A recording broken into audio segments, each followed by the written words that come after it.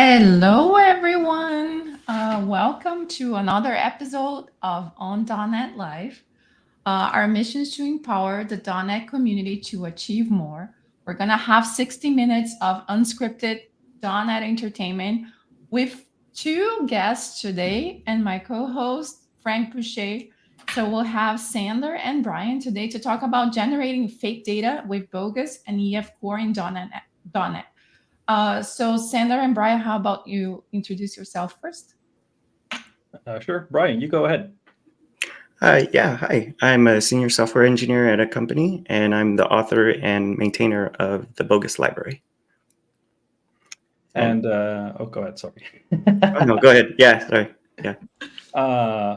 I'm Sonny de Brinke. So I am a senior software engineer at a company called Arcadie in the Netherlands. This is also where I live. And next to that, I'm also a Microsoft MVP. So I really like blogging, speaking, podcasting about .NET, Azure, and I'm really excited to talk about Bogus and EF Core today. Welcome to the show, guys. Yeah, no, and we've been trying to get this for a few weeks now, and I love that you guys connected and worked to make this presentation together. So who's gonna start to talk about Bogus for us? Yeah, I think I have some presenting some slides, and I think we'll walk through. There we go. All right. Go ahead, take it away, Sander. I think. Yeah. Well, I think we can kind of skip this slide. We've talked about. Well, did you just say that you are the author of Bogus, or did I miss that part? Yeah. I am the author and maintainer of Bogus. Yeah. So let's move on to the next bit. All right. So we would like to make the session very interactive, though we have some nice slides to kind of guide us through the process of everything we want to talk about today. We would really like the show to be interactive, and we would like to answer loads of questions. So what we're going to do today is, Brian will talk a lot about Bogus because he's the author, he's the maintainer. And afterwards, when he did his talk on Bogus and did his demo, I'm going to talk about how you can use Bogus, which is a fake data generator library, together with Entity Framework Core to seed your database in seconds, which is quite useful, as you'll see. And I'm going to be talking about that. Before we really get into that, though, I want to talk about Entity Framework Core, because maybe you're not familiar with it. In that case, you should probably learn a bit about it before I show you a demo. And when you're showing you the demo, we're going to be finishing up. Brian is going to talk to us a bit about a roadmap for Bogus if you're interested to learn more. And of course, we're going to have some more resources and final Q&A. So Brian, take it away. All right. Yeah, thanks, Sander. So today we're going to just take a quick tour of Bogus and learn about what it is. So, all right. So Bogus is a fake data generator for .NET languages for C#, F#, VB.NET, basically any language that runs on the .NET platform. And if you can call a method, then you can use Bogus. So there at a high level, there's two major ways to use Bogus. There's the faker T method, which is more of a declarative way. And then there's the faker facade level. And that's kind of like the second way. So what we're seeing on screen right now is the faker T method, where basically you can supply a T, which could be your user type. It could be any DTO. It could be any POCO object. And when you wrap your user type with the faker T object, what lights up is basically a fluent syntax that allows you to define rules, data population rules for your properties or fields. And so let's take for example line 6 here, where we're defining a rule for the first name, and then the second part, the second lambda, is basically how to generate that value. And with Bogus, we have this little f, which is the faker facade level. And we can index into one of the data sets, which is the name data set. And then we can extract a first name from Bogus's dictionary of data. So that's kind of at a high level what we're doing here. And once all these rules are defined, you can say userfaker.generate. And basically what happens is it generates fake but realistic looking data. And you can see getting a little bit of And what you can see is some data output that Bogus can generate. So who uses Bogus? Microsoft uses Bogus. I have a couple links in my GitHub repository that link to Microsoft's documentation, where they use it mostly for demos and tutorials. Elasticsearch uses it for testing their .NET client. Fluent Validation actually has some code that shows how they're using it for benchmarking. The Australian government actually produces some real-world electoral data sets as zip codes and localities, and they've wrapped that data around Bogus. Also, Bitwarden uses it, and they mainly, I think, use it for server integration testing. But overall, the Bogus project has over 8,000 GitHub stars. It has over 70 million NuGet downloads and is used by about more than 20,000 projects on GitHub. All right, let's do a quick demo. I'm using it. I love it. I was just sharing that in the chat, but I used it. In fact, I published last week a video about it. I use it at build for build demo and stuff like that. It's fantastic. Oh, cool. Yeah, well, I'm glad. It's always great to hear how other people use Bogus, because it's a really fun project. All right, so I'm going to try to switch screens here and see if we can get my demo screen up and running. Let's see here. I'm going to go to present. All right, so we should have a code screen up now. Just let me know if you can't see it. Yep. All right, perfect. All right, so kind of going back to that demo slide, this is that same user object, but in C# code now.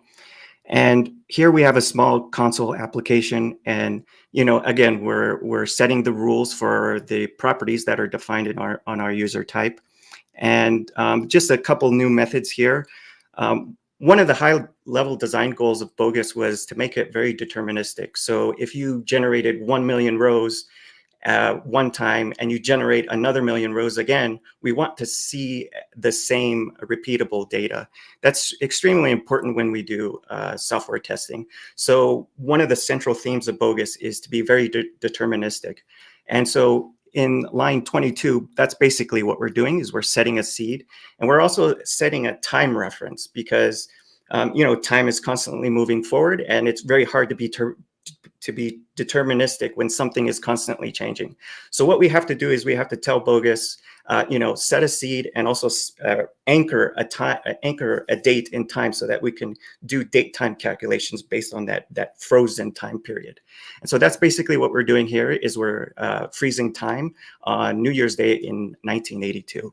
We'll talk more a little bit later about the strict mode, but that's basically what we saw. That's basically what we're seeing here. Now, if you remember, I was talking about there's kind of like two high-level ways to use Bogus. There's the faker T method, which is what is highlighted here.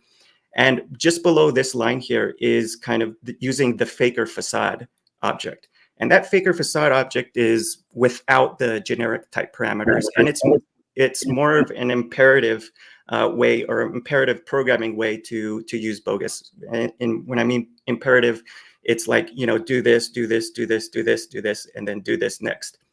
And they're functionally equivalent. The imperative way using the faker facade and the declarative way using faker T, they should be functionally equivalent. And the high level idea here is that don't be afraid to use one or the other, or is one better than the other. There's some advantages and disadvantages to each, just like everything in software. Just kind of real quick, like if you have a really deep object graph, like maybe it's 5 levels deep, you have order details, and then order lines or something like that, where the object graph is very nested, then the declarative approach is a little bit more complicated to reason about and debug. Sometimes using a factory method with your faker facade can be a little bit easier to reason about and debug. So that's at a high level. And remember, we were setting a seed and a date time reference. That's exactly what we're doing here. And that's basically what underneath the hood Bogus is doing, is it's setting these randomizers, it's setting the date time reference and things like that. So let's go ahead and give a quick run of the program, and let's see how it works. So if I do, make sure it compiles. Okay, so .NET run.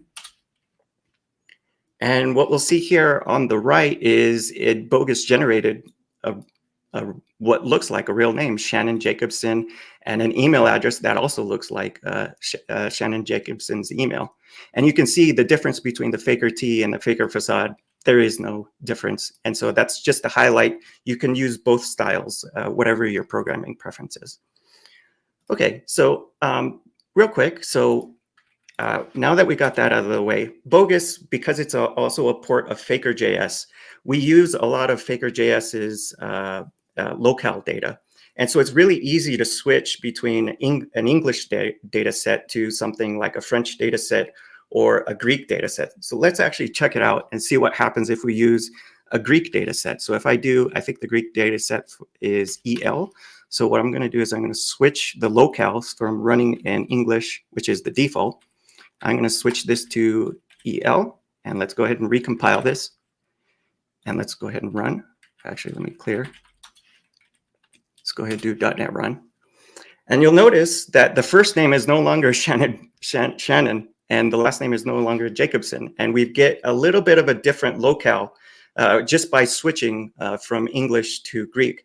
Now you'll notice that some of these character encodings are a little bit off, right? Because it's maybe the font isn't rendering correctly and things like this. I just want to highlight that this is usually something that happens in production when your application starts to go international. People start using different diacritics marks, accents and things like that. And sometimes that's something that you'll find out in production. And with Bogus, I just want to highlight that it's a lot about testing and shifting left in a lot of these issues. And as you can see, if we were doing QA and we were using Bogus, we would definitely run into a problem where characters aren't being displayed correctly. And how can we do that? Well, I think what we can do is just say console dot output encoding is equal to encoding dot UTF-8. I run into this all the time. Like my name has accents, so I stopped using them, but it has. So yeah. Exactly. I think. Yeah, it's exactly right. So that's it's just you don't want to be having your application in production and then have a Jira ticket or some kind of bug ticket come in. Well, if you use Bogus, you can really shift left on a lot of these issues, and it's really great. So let's go ahead and try that, and let's see what the output is now that we changed the encoding. And there we go. We've got Greek characters in our first name and last name. All right, and finally, let's see. Let's just to kind of highlight some extra developer helper methods that Bogus comes with out of the box is this thing called strict mode. And strict mode is only available in the Faker T object. And what it does, it aids the developer because, when we're working in really large enterprise applications, our domain objects, our POCO objects, they have tons and tons of properties.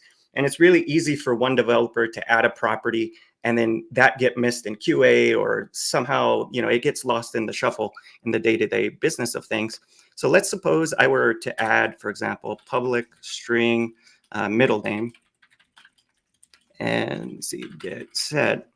And let's go ahead and let's change this back to English so that we kind of go back to where we were.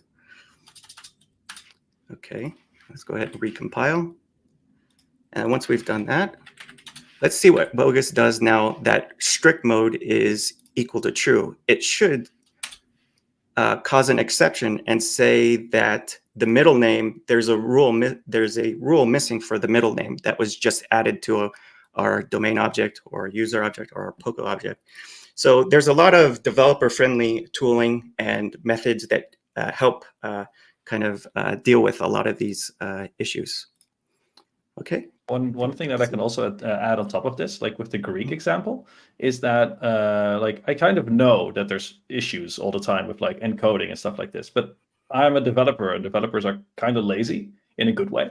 And we don't really want to type all of that stuff out. We don't want to have to do all of that stuff. And I know that there's resources online to help me out with this, but it's just so much work to have to input all of those, and having Bogus like for testing or for whatever kind of scenario that just is able to do this for you is just so useful.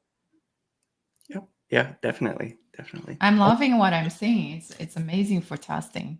Are you sold? Yeah. Yes, I am. Hopefully, yes. One thing you All went a little bit fast over, Brian, I thought it was Mhm. about the nested, because you could use nested object, and it's very simple to do. Like, it was, I forgot who in the chat was making a joke about customer order, like it was like this one. This one. Thank you.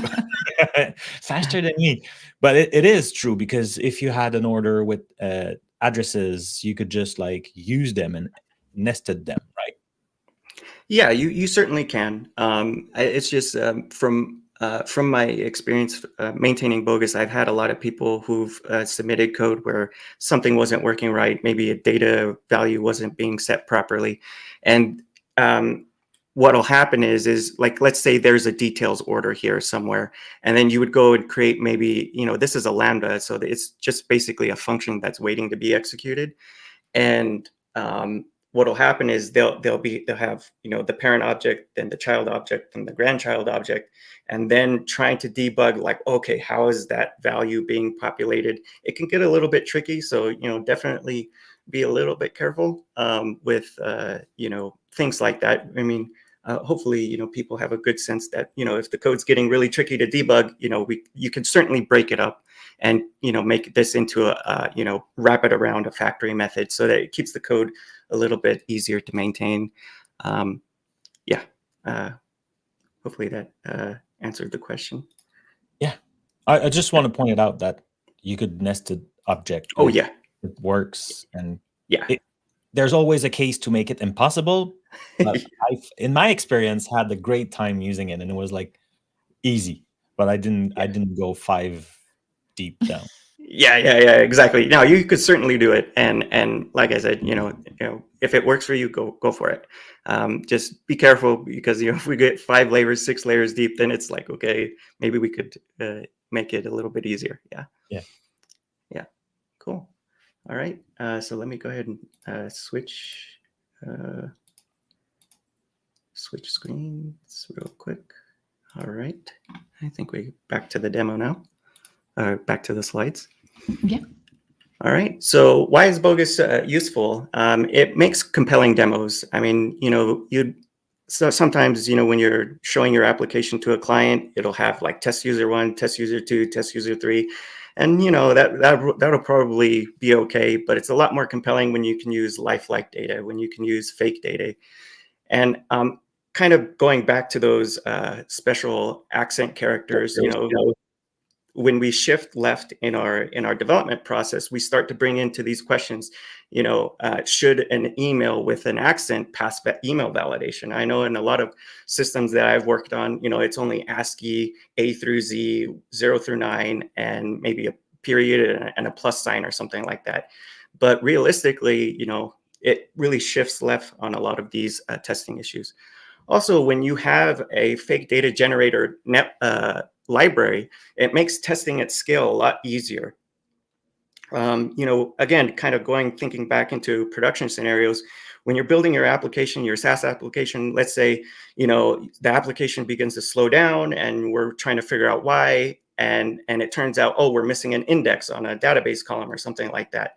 We really don't want to find out in production that these are issues. And when we have a fake data generation library, we can generate 1 million, 10 million, 30 million, 100 million rows, and really stress the system to determine where the weak points in our software is.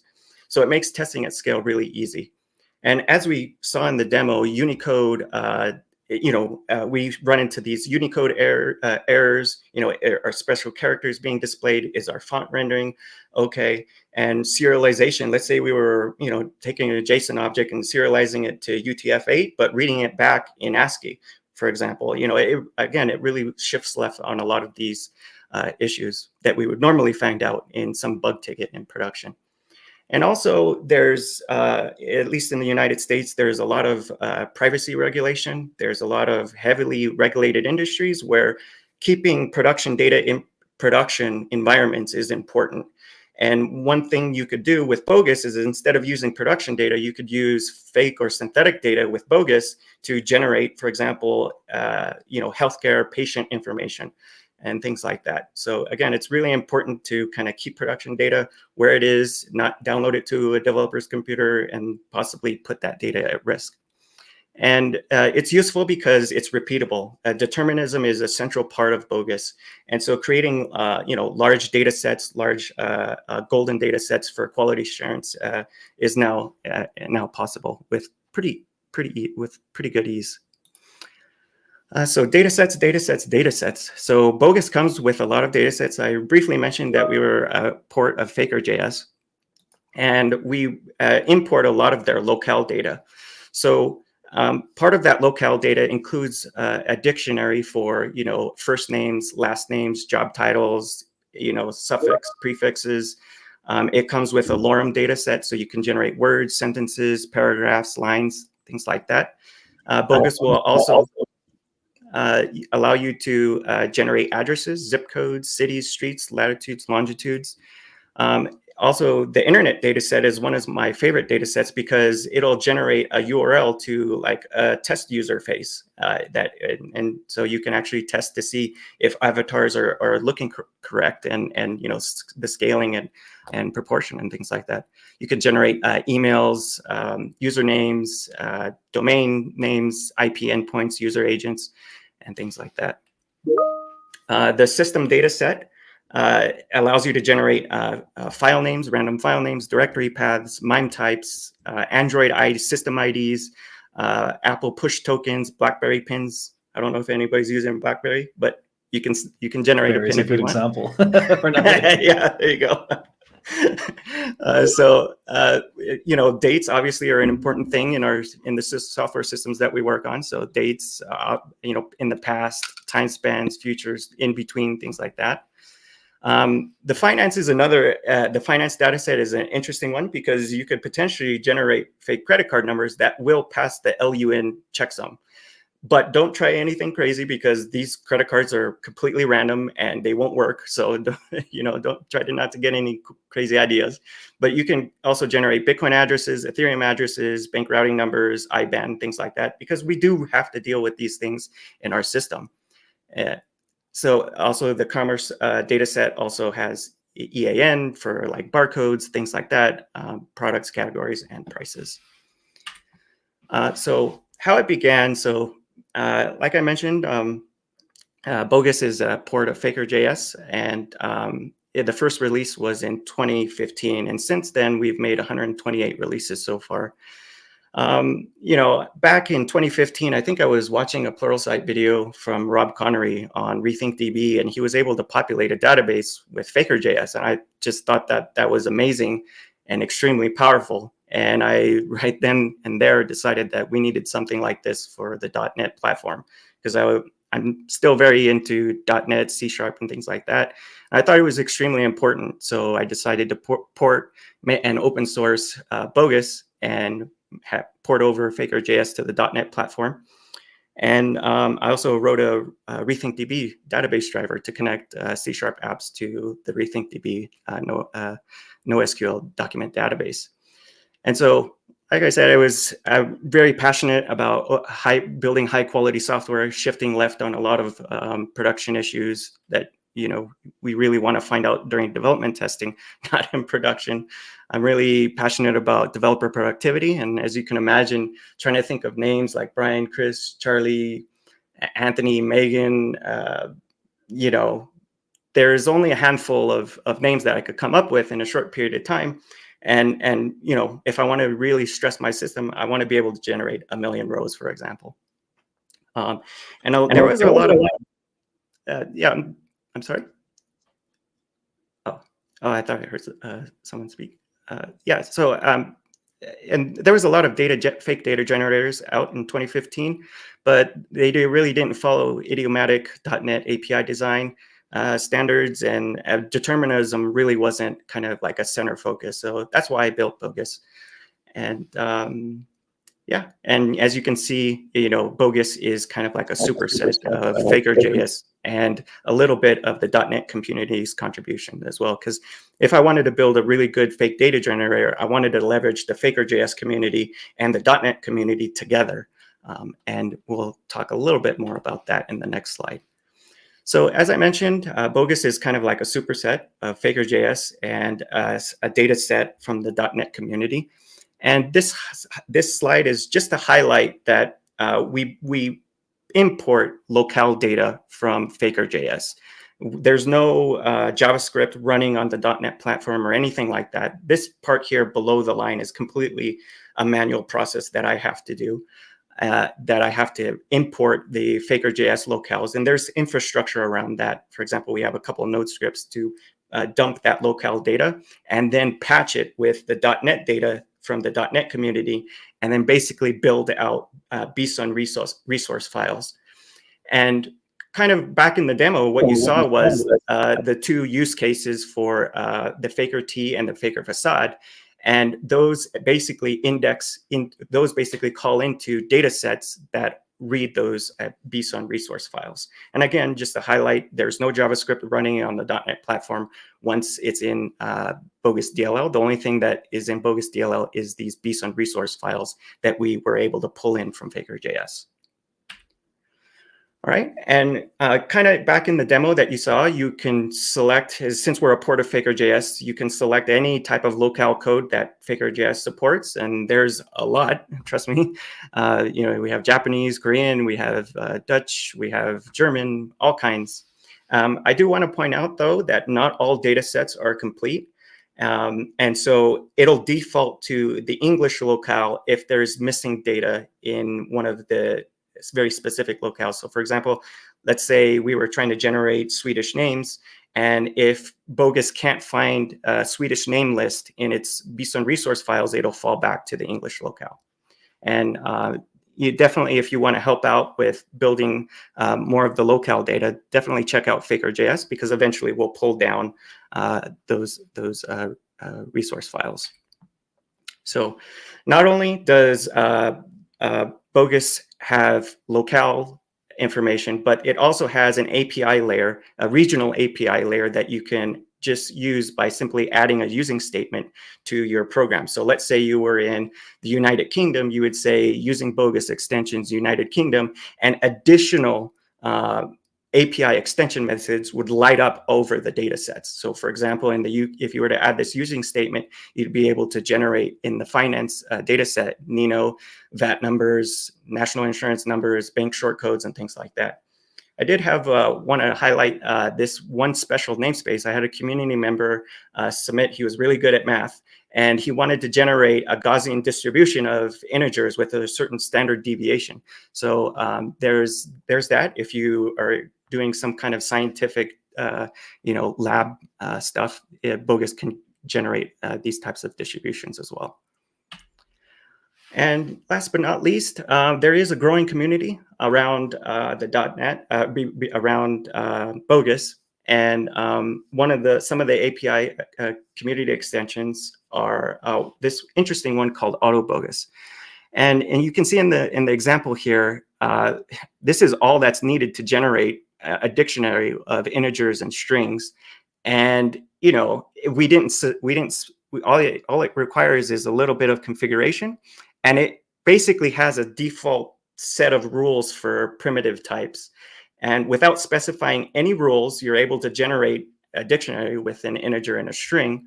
For example, here's another code line on line number 5, where we pass in that same user object that we had in our earlier demo, and it basically dumped out, an object with a first name Idaho and last name Bluetooth. Now you can still define those rules if you wanted to, but it gives you an easier starting method to kind of get started with Bogus, because you don't have to upfront define all the rules. You can only define the rules that are important for your application, and then have other things, other non-null, non-default types being generated. Another is naughty strings. If people are familiar with the naughty strings project, well, it's basically naughty strings are strings that could potentially cause harm to an application or a user. And there's this Bogus extension by Simon Krupp that allows you to generate these types of strings like SQL injection, script injection, and also emojis. So, maybe the emojis aren't coming through in our chat application. Well, there's definitely ways to test things like that. And that's it from me. I think we're going to That's hand it off to awesome. Sander. Yeah, before we do, I think we should try to get into some of the questions. We got lots of those. I think there are a few questions around. I'll post the one from Cecil, but there are a few like this in terms of how you update these data sets. Can you use Excel? Like there was one about using Excel to update, like to manually input some data. So how do you update these data sets? Like, can people contribute to it? So like the example of the internet and finance ones, for example. Yeah. So if it's locale data sets, so basically they're JSON files. And there's basically what I do is there's a submodule in the repository that has a link to the Faker.js upstream. And what I would do is I would bump that to the next version and then see what the data is like and then try to import it. Now, there's unit tests around this JSON structure of data, because sometimes the upstream maintainers in Faker.js will change the geometry of the data, they'll move data around and things like that. And that can break the code, the .NET code that accesses those JSON files because of the geometry structure changes. So I have a verify library, which is also developed by Simon Kropp, that will check the shape of that JSON data and basically fail a test and say, hey, maybe the first names moved to a different structure of JSON, and then I would be able to update the .NET code to read that new structure. So that's kind of how, at a high level, the import process works. There's infrastructure around that, but yeah, if people want to contribute, the best way is to if you want to contribute Faker.js locale data, it's to do that upstream. But I'll still accept pull requests for like bug fixes in the .NET code, things like that. And if people want to add to those regional API extensions, that's definitely also another possibility. So yeah, hopefully that answers the question. I think so, but let us know in the questions if. Yeah. The other question is like, do you insert in bulk? Like, how fast can you generate 1 million records? Yeah, so it really depends on the kind of data you're looking for. I had one GitHub issue where they were trying to generate 1 million rows, but it was really slow because they were using an encryption routine underneath. So you kind of got to be a little bit careful of things like that. You kind of think about, why is Bogus so slow? It could be because it's running an encryption routine, which is pretty slow. But in general, like let's say I was going to generate 10 million rows, I could technically do a range bound, split that work, partition that work into 1 million for each thread, and then have all 10 threads, generate 1 million rows. And I would base it with different seeds. And basically I would have that full data set within, I think I did it once, and I think I got it to about 30 seconds for about 10 million rows or so. If you were to, again, partition that work into different threads. Mm-hmm. Yeah, so maybe the first thread does 0 to 1 million. The second thread does, 1 million and 1 to 2 million, things like that. Yeah. Okay. I'll get you one more, and then we'll see if we have more time later on. Okay.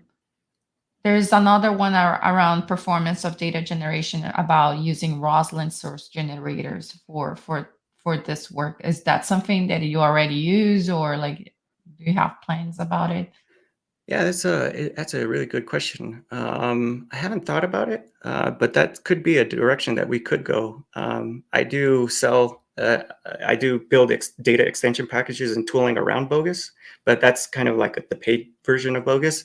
And there's actually a C# analyzer that will help you define rules for your user types. But yeah, source code generator that's a really good idea. I haven't really thought of that. Okay. We could explore that. Yeah. All right. I'll hand off to Sander now, but keep the questions coming. They're awesome. And if we can get them live, then maybe Brian Sander can help answer them after the show as well. All right. Let me just wait until I think Frank or Myra shares my screen. There we go. That was quick. Right. So let's have a look. Is this the screen? Yeah. So I think about a year ago, I discovered Bogus, and I immediately found it extremely useful, especially for, well, what I want to talk about today, which is using it together with Entity Framework Core to set up your database seeding system. So when you're starting like a new application and you want to do a little demo or play around with it, get a feeling for it, you don't really want to be typing all of that data manually. So you can use it together with Bogus, which is something that I want to show off. Like, hey, this is Bogus. This is what Brian has taught us. And here I'm going to show off to you how can you use it quite in a very fast way to get, well, very quick results. And because I want to do this with Entity Framework Core, I want to quickly go through some of the basics of Entity Framework Core in case you've never heard of it. And then we're going to go right into the demo.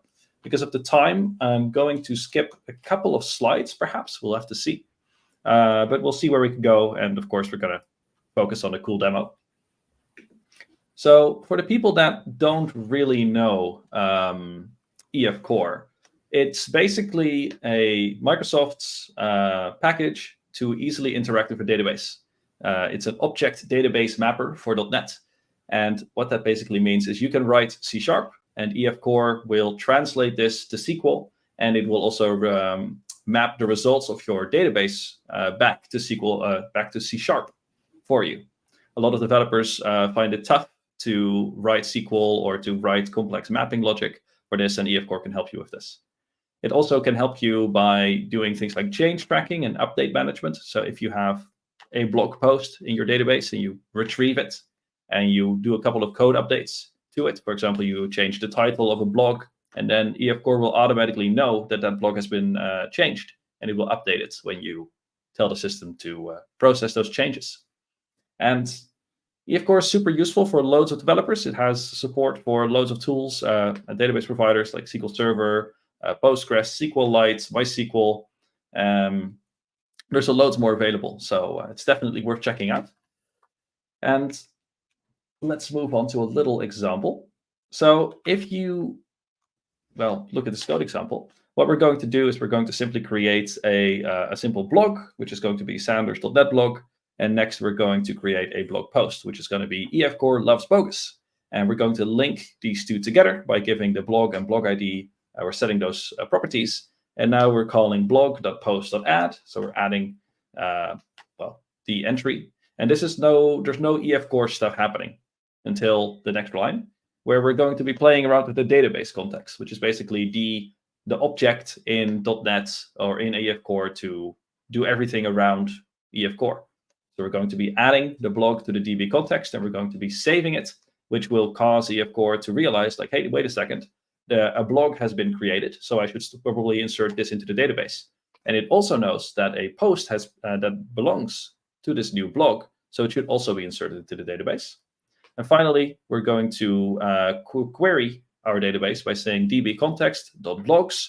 Please give me all the blog posts, including give me all the blogs, including the posts, and call toList to actually retrieve those from the database. And you can see that it will map these back to a list of blogs. Now, what is happening here is that the first thing it does when EF Core saves your changes is it will create a query. In this case, it's a SQLite query, and it will insert into blogs a certain name, which is a parameter. And next, it will insert a post. In this case, that will be a new post with a blog ID that was just created. EF Core will manage all of this for you. You don't have to worry about it. And then it will also insert the name of that post. And finally, what you can see is it will generate the query to get the data back. So it will get the blog ID, the blog name, the post ID, the post, the blog ID, and the post name. And then it will join on the posts to get the corresponding blog posts, and it will order by magic. And this will all be done for you. It's a very easy way to interact with your database and kind of abstract away some of the more difficult things. Personally, I'm a really big fan of the update management. So if you have a very complex object and there's like 20, 30 properties and some of them have changed, writing a query yourself that dynamically checks, like, is that property changed? Because then I only want to change that thing in the database to be more efficient. It's really annoying to have to write that, and EF Core manages this for you. So why am I really telling you about this? Well, I kind of already talked about it before. Brian already mentioned it as well. There's a pain for setting up a new data system, right? Something like lorem ipsum, dolor sit amet, something we're familiar with when we're setting up a new system, because we don't want to be typing. We don't want to be typing user 1, user 2, user 3.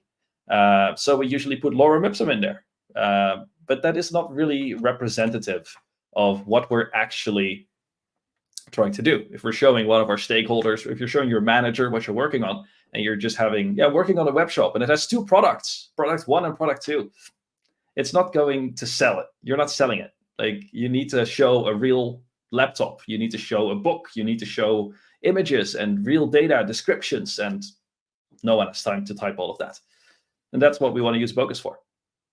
So EF Core makes it very easy to set up testing data. Instead of having to type all of this data yourself every time you create a database, or you create a database on a new environment, or a teammate creates a database, you have seed data. And EF Core allows you to play around with this using the hasData method. So this is the on-model creating function, which is kind of part of EF Core's configuration. We can say the blog entity has default data. So we have a default block 1 and a default block 2. And now, whenever your database is created, it will automatically insert these 2 entries. And this is what we're going to be using to let Bogus generate data and then insert Bogus's results into the hasData function to get loads of data ready to go. Let's take a look at the time that I still have. I have about 10 minutes left. Let's quickly talk about migrations. So migrations in .NET or EF Core is something that you need to know or be familiar with when we're using the initial seed data. Because when we're creating a migration file, which is basically schema management, we can set up whenever we make changes to our database structure, we want to make a little backup of it, I guess. We can say, hey, we want to add a block table, and then we create an add block table migration. And in there will also be the seed data. Now, there's loads of benefits to something like this, with easier collaboration with teammates, because you can merge all of these migrations together. You can ensure you have consistent environments where your test and prod and local databases should all have the same migrations applied, so they will all have the same database structure. I've been in teams where production had some indexes that test didn't, or the other way around. That was not a lot of fun to debug. So being able to have the same exact database structures is very useful. And of course, data seeding. So let's just keep focusing on that, shall we? So if you want to do something with migrations in EF Core, we're going to create a new migration, like .NET EF migrations add a block table, which is basically the .NET EF is the CLI, the command line interface for EF Core, and it will create a little file for us that says, hey, the migration builder should create a table when this migration is applied, which is called blogs and has a couple of columns and a primary key. Next, we might also be creating a new description, right? So we might add a description to the blog, and now you can see that the description column has been added. And finally, we will database update, and this will ensure that all of our migrations are applied. Right. And why is this also important? Why am I rambling on about migrations when you want to hear about Bogus? It's because hasData works together with these migrations. When we're calling hasData in EF Core, actually all we're doing is when we create the next migration, it will insert data into the database. When we update our data, it will call update data. So it's very efficient and will only update the data that has changed. Great. So how do we then combine Entity Framework Core with Bogus? Before I talk about this, Myra, Frank, are there any questions so far that need answering around EF Core or something like this? There is one from Gustavo about if they can use to generate a database using Codeforce for an MVC project like Oracle, Postgres, or MySQL. Definitely. Actually, that's exactly what we're going to be doing in the demo. So Oracle, I think every database provider that EF Core supports should definitely support what we're going to be doing. So yeah. There was another question. I guess maybe your demo will partially answer it, but maybe not. It was about as data being slow. So is it still the case for Uh, a lot of data? It might be. I think what has data does under the hood is it will insert each record individually, which if you're inserting millions of it, might be a bit slow. I've written a blog post about everything that I've talked about today, in which I also cover like how you can kind of export it into a SQL script that might be a bit more performant, or you can use other migration methods that are supported by EF Core. So I guess it depends on the way that you apply your migrations, but they could still be a bit slow. Personally, like if it takes minutes or hours, that's a bit much. But if it takes, like 30 seconds or a minute, maybe 2 minutes for millions of records, I'm okay with it. But yeah, definitely take a look at the EF Core docs to see what you can do to speed it up. No more question for now. Okay, so we want to combine EF Core with Bogus. And instead of setting up has data ourselves, we're going to let Bogus generate this for us. And this will allow us to get realistic enough data for better testing and for better demos. And I want to talk to an old friend about determinism here, because it's quite a complex term to just understand, right? It's a deterministic algorithm that, given a particular inputs, will always produce the same outputs. Basically, what we're saying, and what also Brian already talked about before, Bogus has a big focus on determinism. So every time you run it, it will generate the same data if you give it the same seed, which is really important for when we're generating database data. Because if it would generate different data every time we create a new migration, our migration files would become huge. Every migration file could contain thousands of lines with different updates to our seed data, which would be very slow. So we want to make sure that our data stays the same. This is a bit challenging because your models will change over time. Like your blog posts might get new columns for comments, descriptions, links, and you want the old data to just stay the same, and you want the new columns to generate new data.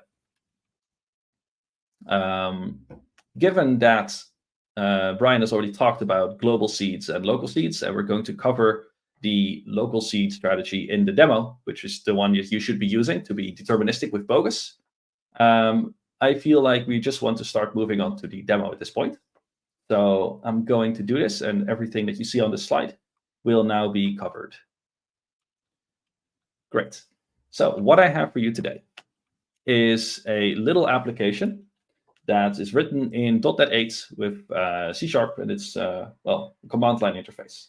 So what we're going to be doing is we're going to ask our program, give me the product database context and give me all of the products, including all of their categories, and please draw them on the table on the screen. So let's take a look at this next level application. There's nothing in there.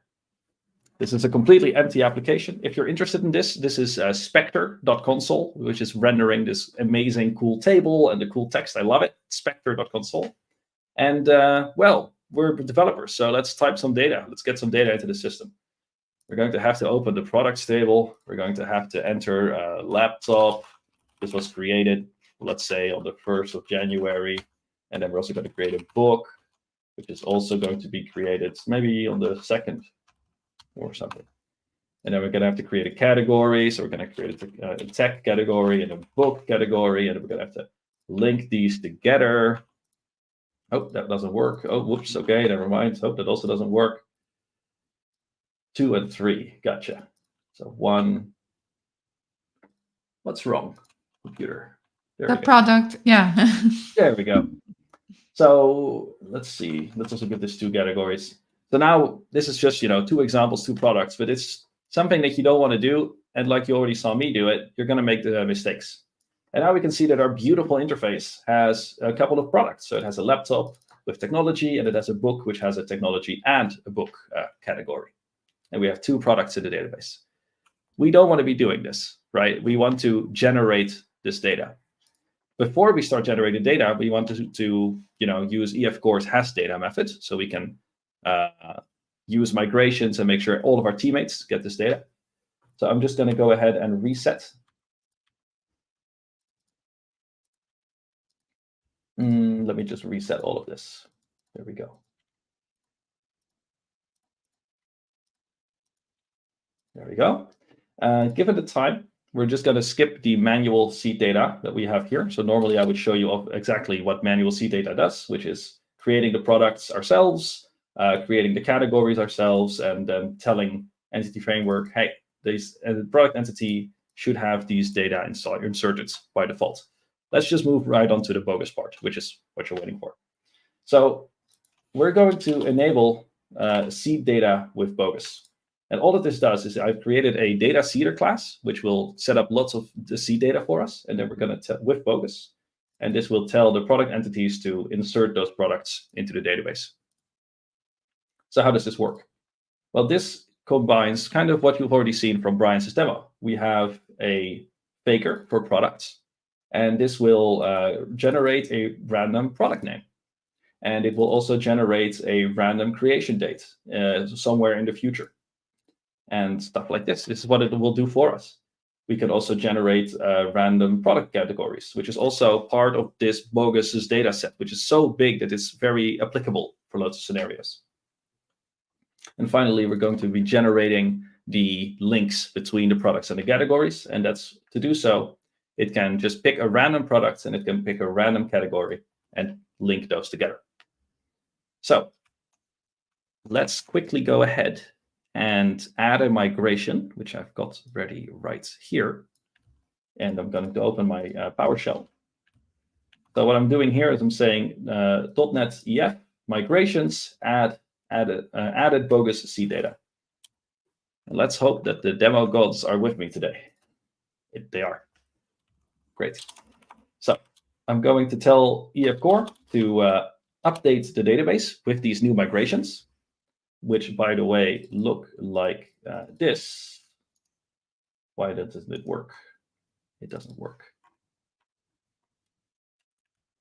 Why is this not working?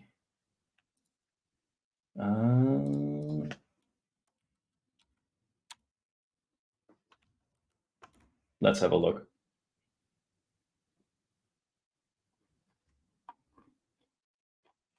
You still have a few minutes. So I still have a few minutes. I figured it out. Yeah. I'm not sure. I had to add another migration. I think what happened is I didn't save the product context file with the changes.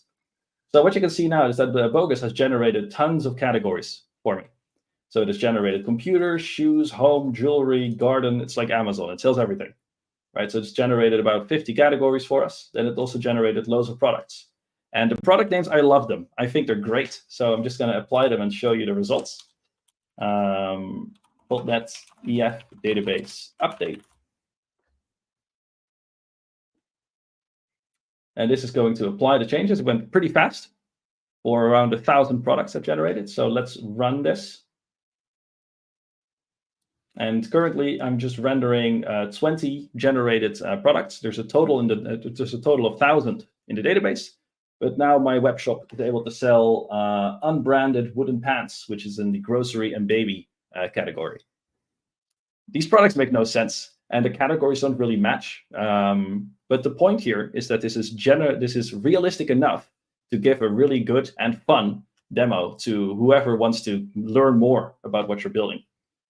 So an ergonomic granite sausage, a licensed cotton keyboard, and we can now also add more and more properties to this.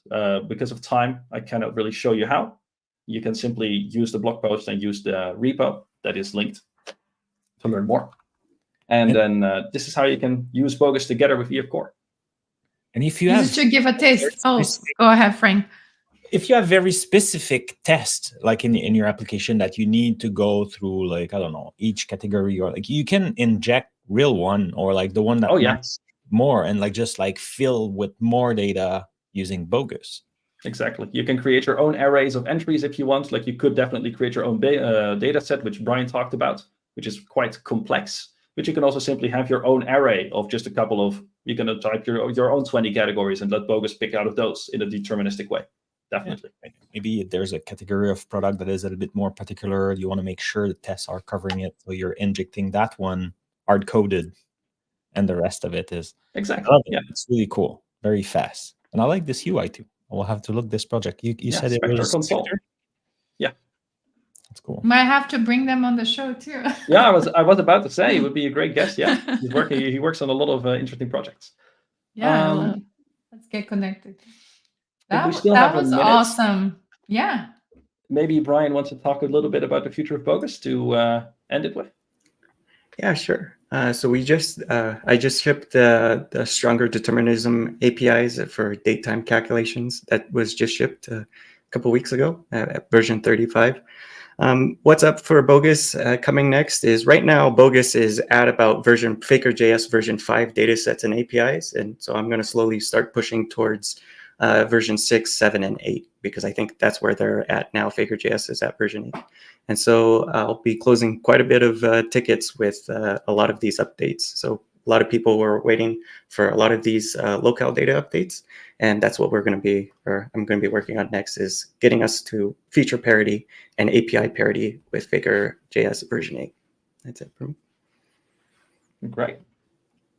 Finally, some resources of everything we talked about today. I think Frank or Myra already linked the Boguses GitHub link in the video before. If you want to learn more about EF Core, you can find it on GitHub. Like I said, the things I talked about today, I've already written a blog post about. So on my website, brinke.nl, you can find more about it. And the demos that both Brian and I gave today, if you want to debug those, eat more gorgeous wooden chairs, you can find those on our GitHub link as well. So thank you. That was great. Would you agree, Frank? I don't know. I'm sold on Bogus. You're already a user of that. So thank you so much, Sander and Brian. And there's always the invitation to come and show more as well. So like if you want to come and do a follow-up, if there was not enough time to cover everything, we can do a continuation or maybe like when some new version launches. And so thank you so much. We will have this episode and other like the upcoming episodes of on .NET Live on dot.net/live. And then next week, I'll put the thank you, Frank. We'll have Steve Smith to talk about modular monoliths with ASP.NET Core. So next Monday, tune in for another great episode. So thank you so much for hanging out with us, and until next time. Thank you. Bye. Thank you.